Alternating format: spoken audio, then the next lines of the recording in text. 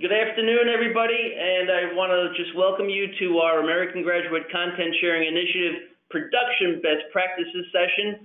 And we have a special guest with us today, and that's Christina DeFranco from Connecticut Public Television. And we asked Christina to join us today because she is the producer and the creative brains and production mind behind a piece that jumped out at us as being worthy of emulation and at least discussion. The piece captures a lot of the attributes that we've been talking about as different components of our feature stories. And we'd like to chat with Christina about how she put it all together and some of the techniques that she's used as she developed that. And to lead the discussion with Christina, I'd like to introduce Sasha Schechter, who's the producer in charge of Wavelength. Sasha? Good morning, and good morning, Christina. Thank you so much for joining us. Sure. Thank you for having me. So, Christina, let's just start. I want to ask you, how did you find Millie, and how did you prepare to tell her story? Well, I had been on a 3-year platform initiative with Connecticut Public Television doing a Made in Connecticut series that featured innovative corporations and companies from around the state. So I'd been in contact with, between 30 to 35 CEOs and communications people. And so I really had quite a vast and rich network of contacts. So as soon as I was tasked with this series, Making the Future, I immediately reached out to everyone and explained the parameters of the kind of people that we were looking for to feature. And that's people who are under 30 years old, who are dynamic employees, who maybe found their way into their manufacturing jobs not through a 4-year college route, that they maybe went to college for a year and found that it wasn't for them, and then they went and got into a manufacturing position, and then maybe enhanced their high school education with courses that were offered in conjunction with that company. So I really was looking for a certain kind of person and someone who might have a really interesting outside hobby or a really interesting, compelling story. And that's really what that by casting that wide network, I had a really, really nice group of candidates. And so I started to reach out to them, and Millie was one of them. Amazing. I love the amount of planning and research that you started with. I think it's a really excellent takeaway.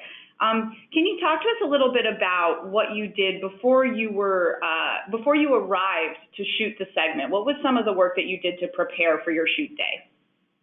Well, after I identified Millie as a potential candidate, I set up a conference call with Pete Egan from the company that she worked at, and we had a conference call, and Millie was on the conference call, and she gave me kind of the long story of how she got to Carey Manufacturing in Cromwell.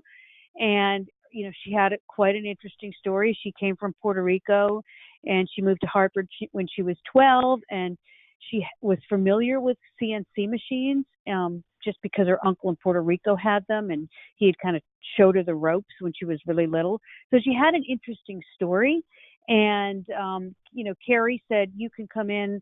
Pete Egan from Carey said, you can come in and visit the site.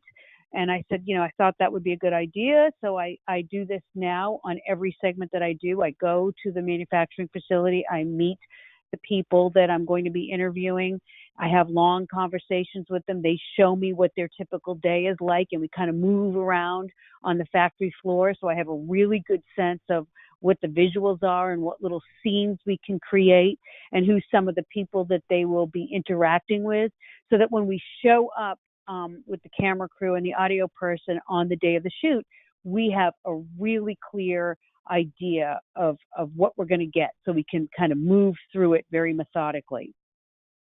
Another really excellent takeaway, taking the time to go to the site you're going to be shooting at beforehand, because of course you're going to be excellently prepared. Thank you for sharing that.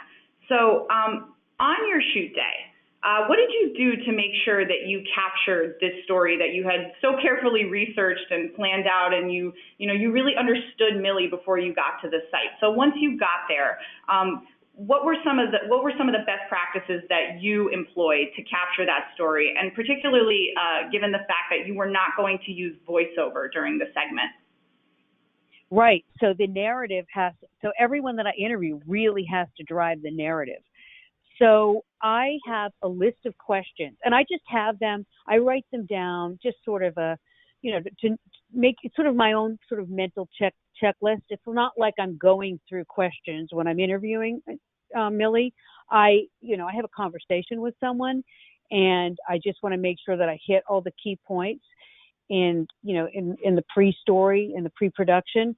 So a lot of times they might glaze over what I really think is important. So I might have to re-ask the question a couple of times over. So that's one tactic. One of the things one of the challenges with Millie's interview is she's very soft-spoken and she's very shy and humble. So I quickly picked up on that and knew, gee, maybe I need to interview her supervisor. I knew who her supervisor was. I kind of prepped Pete Egan from Carey Manufacturing that I would like to speak with her supervisors. So I was able to really direct other questions to him to kind of move along her narrative. And I interviewed probably 3 additional people at the Carey Manufacturing facility that day, just to make sure that I captured what really made Millie's journey so interesting. Yeah, another really excellent takeaway, just talking to everyone, right, to make sure that you have options as well, especially since you're not using voiceover. Right. And I mean, you can tell when you watch the piece, that narrative is so solidly in place without using voiceover, and I think it's definitely because of your diligence and your diversity of characters in the piece that complement your main character. Really well done.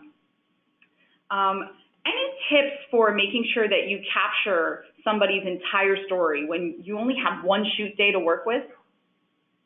Well, when I did speak with the people at Carey, I asked them, is there something interesting that's going to be happening at the factory in the next couple of weeks? Is there a preferable day? And they had told me that that Millie was going to be involved in leading a tour for a group of high school students where she attended high school at Prince Tech in Hartford. So I thought, that would be great because we can get scenes of her, talking to a group of, primarily it ended up being males. So that was kind of interesting. So that was just an additional visual that I wanted. I also wanted to capture Millie with her daughter. Millie had her daughter, Desrael, when she was right out of high school. And that was a really key part to her story because she was pregnant at 18 years old, and that really could have set her path off on a different direction. And she was able to overcome that with the help of a government program called One Piece of the Pie. So that was our piece of the pie, I think. So that was a really key point, but I wanted to show her with her daughter. So in the pre-production conversation I had with her, we decided that we'd visit with her and her daughter, going to the library. So that was an additional scene of video, and it fleshed out Millie's story.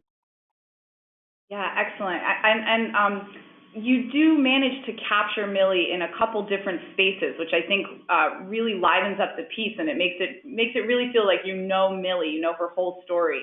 And it's wonderful that you were able to think so far ahead and plan so well that you could capture all those facets of her life and really make her come to life in the piece. And then one other thing that I must brag about you, Christina, for the group is that you are very excellent at gathering all of your releases. Could you just talk to us quickly about the process you go through to make sure that everything in the piece is cleared for your use? Well, Connecticut Public Television provided me with a standard release that they use, and the policy really is anyone that you ask questions of on camera, you should just really have them sign a release. And so I just bring a stack with me and then just make sure, best practices that every time I interview someone, they sign it. One thing, one of the policies though, is that if someone is under 18 years old, then we do need that release signed by their parents. So, that can be a little tricky, but that's just the policy, and I just follow it. Excellent. Well, thank you so much, Christina, for sharing Millie with us and for sharing some of your best practices and tips. I think we all have a lot to learn from you and from Millie, and thank you so much for joining us. Thanks for having me. Christina, this is Chris again, and if you don't mind, we'll include your contact information as we distribute this to the stations in case they have any specific questions that they'd like to follow up with you on. Of course. All right. Well, thank you again, Christina, and best of luck with everything. Thanks. Have a good week, everyone. All right. Bye now. Thank you. Bye.